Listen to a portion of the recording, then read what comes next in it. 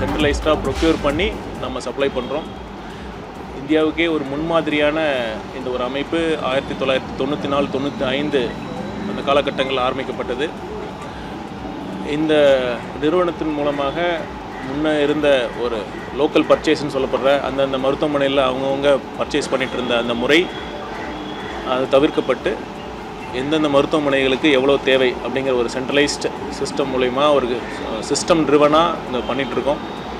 இந்த நிறுவனத்தில் இப்போ இந்த அண்ணா நகரில் இருக்கிற இது ஒரு சென்னையில் இருக்கிற பெரிய வேர்ஹவுஸ். இங்கேருந்து தான் கிரேட்டர் சென்னை கார்ப்பரேஷனில் செயல்படுற அனைத்து மருத்துவமனைகளுக்கும் இங்கேருந்து தான் மருந்துகளும் மற்றும் அந்த மெடிக்கல் எக்யூப்மெண்ட்ஸும் இங்கேருந்து தான் சப்ளை பண்ணுறோம். இது குறித்தான ஆய்வு தான் இன்றைக்கி துறை சார்ந்த அதிகாரிகளுடன் கலந்து பேசி ஆய்வு மேற்கொண்டோம். இதில் பார்த்திங்கன்னா நம்ம சிஸ்டம்ஸை பெட்டர் பண்ணுறது மூலமாக இன்னும் நம்ம பெட்டர் பண்ணுறதுக்கு ஸ்கோப் இருக்குது. இன்னும் ஒவ்வொரு ஹாஸ்பிட்டல்லையும் எவ்வளோ ஸ்டாக் இருக்குது, நம்ம இங்கேருந்து நம்ம வேர் ஹவுஸில் எவ்வளோ ஸ்டாக் இருக்குதுன்னு நமக்கு ஆன்லைன் மூலமா தெரியும். அதே மாதிரி ஒவ்வொரு டிஸ்ட்ரிக்டில் இருக்கிற வேர் ஹவுஸில் எவ்வளோ ஸ்டாக் இருக்குதுன்னு தெரியும். அடுத்த கட்டமாக ஒவ்வொரு கடைசியில் நம்ம போய் சென்று அடையக்கூடிய ஹாஸ்பிட்டல்ஸ், ஒரு அரசு ஆரம்ப சுகாதார நிலையமாக இருக்கட்டும், ஒரு தாலுக்கா ஹாஸ்பிட்டலாக இருக்கட்டும், அடுத்து ஒரு மருத்துவக் கல்லூரியாக இருக்கட்டும், அங்கே எவ்வளோ ஸ்டாக் இருக்குங்கிறது ஒரு ரியல் டைம் பேசிஸில் பண்ணலாம் அப்படிங்கிறது தான் எங்களுடைய ஒரு திட்டமாக இருக்குது. அதை நோக்கி தான் அதை எப்படி பண்ணலாம், எவ்வளோ காலத்தில் எத்தனை காலத்தில் பண்ண முடியும் அப்படிங்கிறது அது குறித்து ஒரு ஆய்வு மேற்கொண்டோம். அது மட்டுமல்ல, இப்போ இந்த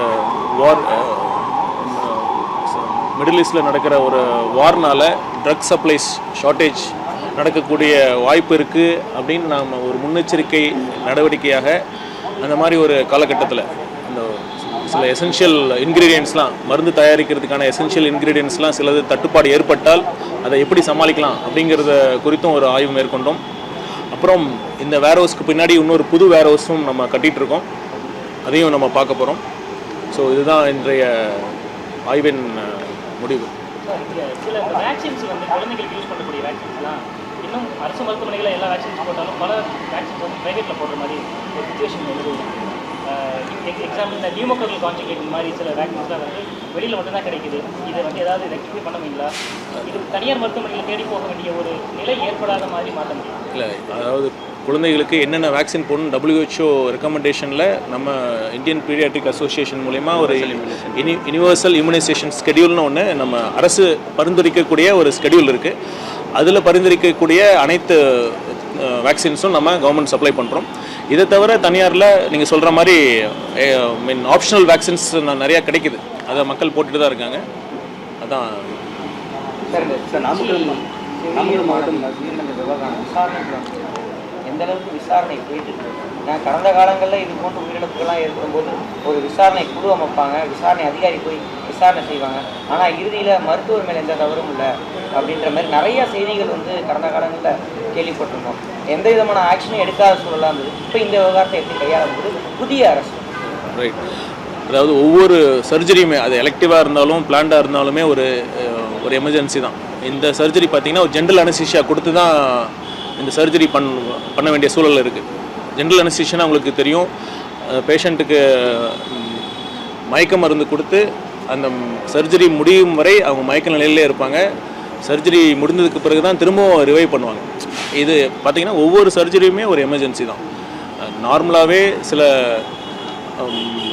லட்சத்தில் ஒரு கேஸ் அது மாதிரி சில காம்ப்ளிகேஷன்ஸ் வர வாய்ப்பு இருக்குது. இதை தவிர மெடிக்கல் நெக்லிஜென்ஸ் இருக்கிறதுக்கும் அது மூலமாகவும் சில இறப்புகள் நடந்திருக்கு. இதற்காக தான் முதலமைச்சரே நேரடியாக இதில் தலையிட்டு இந்த மருத்துவ குழு ஒன்று அமைக்கணும்னு சொல்லியிருக்காங்க. அந்த மருத்துவ குழுவுக்கு நாங்கள் என்ன சொன்னோன்னா, நியாயமான வெளிப்படையான விசாரணை நீங்கள் மேற்கொள்ளுங்கள், எந்த ப்ரெஷரும் உங்களுக்கு தேவையில்லை, என்ன இருக்கோ என்ன உண்மையோ அதை நீங்கள் அங்கே போய் விசாரிச்சுட்டு சொல்லுங்கன்னு நம்ம சொல்லியிருக்கோம். அவங்க விசாரணை முடிச்சுட்டு வந்துட்டாங்க.